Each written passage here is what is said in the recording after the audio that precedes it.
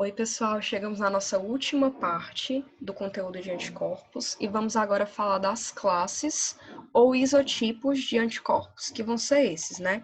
IgA, IG é como se fosse a abreviatura para imunoglobulina, então a gente tem o isotipo imunoglobulina A, o isotipo imunoglobulina G e esses outros isotipos sobre os quais a gente vai comentar agora.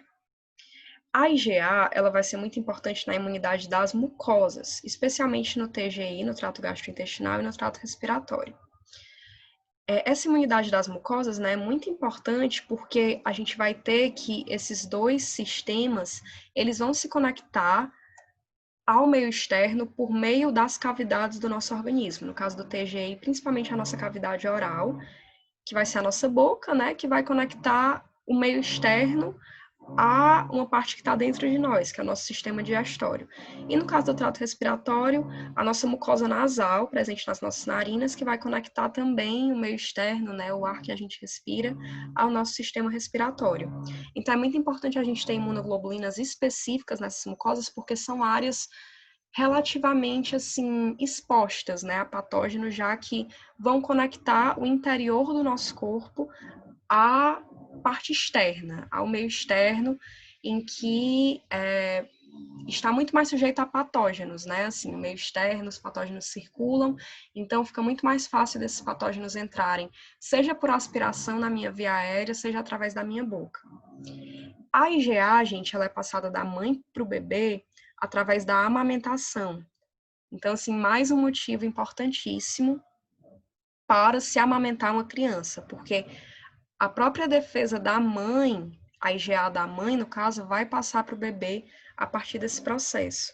E, gente, só lembrando aqui uma parte que eu falei anteriormente, a IgA ela vai ser principalmente encontrada na forma de dímero. Por que isso acontece? Porque ela não vai precisar ter a sua porção FC livre. Vocês lembram, né, que eu falei no vídeo anterior que a porção FC ela vai servir para se conectar em uma célula do sistema imune. Mas a IgA, ela geralmente ela vai se encontrar assim porque ela não vai precisar se conectar a uma célula imune. Ela vai precisar reconhecer o antígeno, né, nos sítios de ligação dela e exercer uma ação contra esse antígeno, seja neutralizando, seja fazendo opsonização.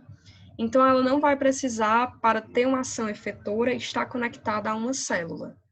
Ela vai precisar, assim, estar com as porções Fabs livres, como todo anticorpo precisa, para se conectar ao antígeno e exercer uma função contra ele. Então, vamos falar agora da IgG. Gente, a IgG, eu acho que é a mais importante, né? Porque, assim, ela vai exercer uma função muito boa dentro do nosso organismo de proteção mesmo. Ela vai ter várias funções importantes. A gente tem a opsonização, que a gente já comentou, que ela vai ser muito boa nisso. Ela vai fazer a ativação do complemento, da via clássica do complemento, reiterando aquilo também que a gente já comentou, da formação do complexo de ataque à membrana, o MAC, para que a gente quebre a barreira do patógeno, quebre a estrutura do patógeno, fazendo com que ele morra por um desequilíbrio osmótico. A gente tem que ela vai ser muito útil na citotoxicidade dependente de anticorpo, que é aquele processo que a gente viu da própria célula NK, né, em que o anticorpo vai se ligar à célula infectada, chamando a NK para ir para lá e exercer uma citotoxicidade contra aquela célula. E a gente tem que a IgG também é muito importante na imunidade neonatal, na imunidade dos recém-nascidos. E por que isso? Porque ela vai migrar da mãe para o bebê através da barreira placentária. Então a criança já vai nascer com algumas defesas estimuladas, com algumas defesas prontas, justamente por conta dessa transmissão, né, via placenta dos anticorpos IgG da mãe para o bebê. A gente tem a IgM, que vai ser importante por ser a primeira imunoglobulina, né? Depois ela vai ser convertida em outras, mas inicialmente ela que vai atuar.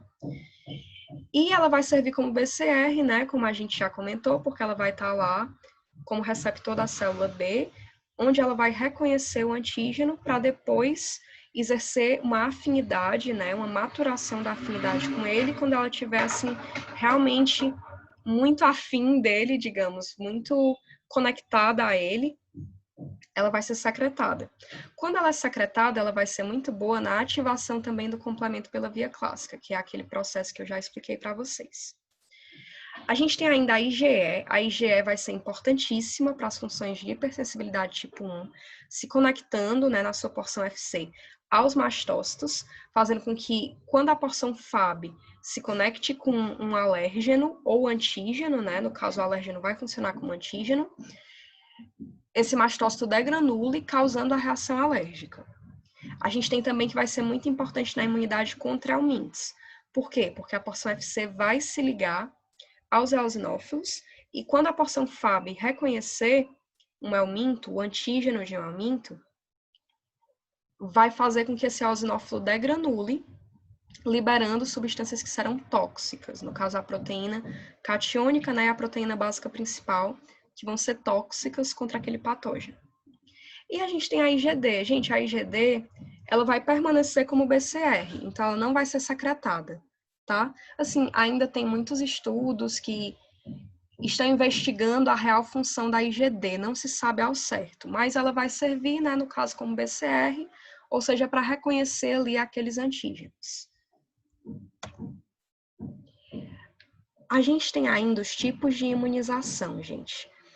Vamos falar primeiro da ativa e da passiva, vamos diferenciar uma da outra. Gente, a ativa é quando o organismo é estimulado a produzir os próprios anticorpos. Então, assim, a gente vai estimular através de levar para o organismo um antígeno, claro, atenuado, né, para que o organismo não venha a desenvolver uma doença por conta daquele antígeno, sendo que nosso objetivo não é esse, mas injetar esse antígeno no corpo da pessoa para que a imunidade da pessoa reconheça aquele antígeno e elabore uma imunidade contra ele, produza os anticorpos contra ele. Vai ser um processo lento, mas duradouro, que às vezes pode durar a vida toda. Vai ser um processo lento por quê, né? Porque eu estou estimulando o meu organismo a fazer algo. Então, meu organismo vai demorar, vai ter todo aquele processo que a gente já comentou. Primeiro vai agir a IgM, depois essa IgM vai ser convertida em IgG. Então, tudo isso a gente vai ter uma demora a mais para isso acontecer. Mas é um processo muito importante, né? A vacina, ela é um exemplo de imunização ativa e que, assim, muitas vezes vai durar para a vida toda. Então, é muito importante a gente valorizar isso. E a gente tem a imunização passiva, né? Que é no caso, por exemplo, dos soros.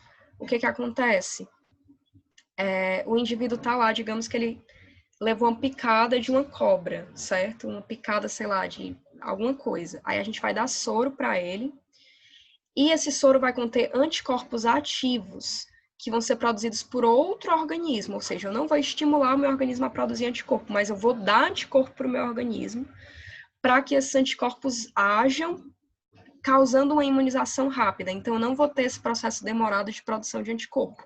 Eu já vou lançar o anticorpo pronto, porque, assim, até muitas vezes é usado esse processo em momentos de emergência, né, de urgência, em que a pessoa precisa ter aquela defesa naquele momento para se proteger contra um veneno, contra uma coisa mais grave. Então, ela vai ser uma imunização rápida, porém passageira, porque ela não vai produzir a memória imunológica. A memória imunológica é formada justamente com toda essa experiência do nosso corpo de ter produzido a IgM, depois de ter produzido a IgG. Aí a gente vai criar realmente, né, células de memória que vão estar prontas para produzir aquela IgG depois, quando o meu organismo vier entrar em contato de novo com o antígeno, né, que já vão ter lá a IgG na memória deles e que vão passar a secretar esse IgG quando for necessário. Mas nesse caso a gente não tem todo esse estímulo, a gente tem só o anticorpo solto, né, lá no meu corpo. Então, não vai produzir essa memória imunológica que é tão importante. A gente tem ainda a artificial e a natural, mas eu vou comentar aqui nesse próximo slide. Então, vamos lá. A gente tem a ativa e a passiva, né, que eu já comentei. A ativa, como exemplo, a gente tem a vacina, e a passiva, como exemplo, a gente tem o soro, né? Por quê? Porque a ativa a gente vai inocular o antígeno para ter a produção de um estímulo pelas minhas próprias células, pelo meu próprio organismo, para que a gente mature uma imunidade contra ele, gerando memória, e a passiva, eu não vou ter o estímulo da minha própria imunidade. Eu vou ter uma imunidade já pronta, jogada no meu organismo, que não vai originar células de memória, porque o meu organismo não passou pela experiência de produzir, de saber como é que produz anticorpos contra aquilo. É como se fosse entregado assim de mão beijada para ele. E agora vamos entender quando é que essa imunização ela pode ser natural e quando é que ela pode ser artificial. No caso da ativa, um exemplo da natural é quando o indivíduo entra em contato com o agente patogênico natural, adquirindo a doença. Então, digamos, citando o exemplo de novo da toxoplasmose. Gente, não precisa vocês saberem direitinho a toxoplasmose, é só um exemplo, né? Só para vocês entenderem como é que ocorre. No caso da toxoplasmose, digamos que eu tive toxoplasmose, certo? Então, já que eu tive uma vez essa toxoplasmose, o meu corpo realmente ele teve que entrar em contato com aquele antígeno, ele teve que produzir uma imunidade contra ele, e ele acabou nesse processo gerando as minhas células de memória, que já vão saber produzir o meu IgG caso eu entre em contato de novo com aquele patógeno. Então, foi uma imunidade que eu adquiri de forma natural, ou seja, não precisou de nenhuma intervenção para eu adquirir ela. Eu adquiri pelo próprio patógeno mesmo, tendo a doença. Já a artificial vai ocorrer no caso da vacinação. Por quê? Porque vai ser uma forma artificial da gente entrar em contato com esse antígeno, que até o antígeno atenuado, para não ter perigo de causar doença, tudo isso. Então, vai ter uma intervenção humana aqui, e nesse outro caso da natural, não vou ter uma intervenção, vai ser um processo natural. E assim, no caso da passiva, a gente tem a natural, que vai ocorrer nos casos em que a mulher grávida vai produzir todos os anticorpos aos quais tenha sido sensibilizada e passa eles para a criança pela placenta, né? No caso, a IgG vai passar pela placenta e no caso da amamentação, a IgA vai passar por esse processo. E isso, né, como se fosse uma forma natural, não tem nenhuma intervenção no meio, mas é uma forma da mãe passar os anticorpos dela para o bebê, certo? Ela passa para que o bebê tenha aquela defesa, né? É muito importante na imunidade neonatal, como a gente já comentou, justamente porque a criança ainda é frágil, a criança não tem a maturidade imunológica suficiente para se proteger contra essas infecções. Então, justamente essa questão de passar pela placenta vai ajudar a criança nessa fase inicial da vida e da própria amamentação. E a própria amamentação também vai ajudar muito nesse sentido, né? Para proteger essa criança que ainda não tem um sistema imune maduro o suficiente. E o artificial, ele vai ocorrer, no caso da passiva, né? Quando os anticorpos são aplicados por soroterapia. Justamente como eu já comentei com vocês, eu tenho, assim, uma situação emergencial, caso de vida ou morte, eu preciso passar os anticorpos imediatamente para aquela pessoa, senão ela não vai conseguir desenvolver uma defesa rápida o suficiente e ela pode vir até a entrar em óbito, né? Pode até vir a morrer. Então, só que lembrando que os soros eles são constituídos por plasma e anticorpos produzidos por outro indivíduo, às vezes até de outra espécie, né? Assim, eu já vi, por exemplo, situações da gente usar anticorpos de cavalos, né, a serem inoculados pela gente, tudo com esse objetivo realmente de proteger a gente de uma situação emergencial em que nós não temos tempo de produzir imunidade natural contra aquele patógeno, certo? Então, gente, é isso. Dúvidas, lembrando que estamos disponíveis, tá? E a gente vê vocês em breve nas nossas monitorias presenciais, né, entre aspas, pelo Google Meets. Até lá, gente!